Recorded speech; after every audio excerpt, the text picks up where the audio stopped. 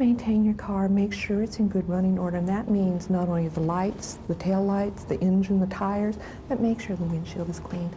We found that if the tires are more firmly inflated, you're able to have better steering capabilities with that handling characteristics with the car. So it's one of the cheapest things that they could do for preventive maintenance is keep the proper tire and pressures. If you feel a catastrophic tire failure while you're driving, the best thing you can do is to gradually come to a stop. Avoid locking up the brakes again because you may end up losing control of the car.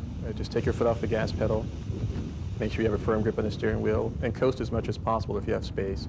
If you need to use the brakes, just use them lightly. If you're on a freeway or if you're in a bad spot, move your vehicle onto the shoulder and then drive nice and slowly with the flat tire to a safe place.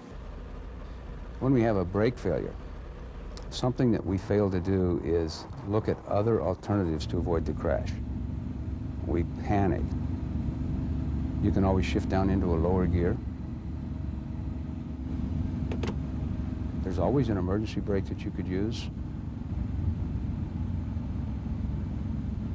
You can always use steering as an option. So those are some things we need to think about if the brakes go out. Sometimes the brakes go out, it just means that they've lost some fluid and that extra pressure is necessary. Usually, if you have a power steering or brake failure, it's because you have engine failure as well. If you can continue to control your vehicle and move onto the shoulder and coast to a stop, that's fine.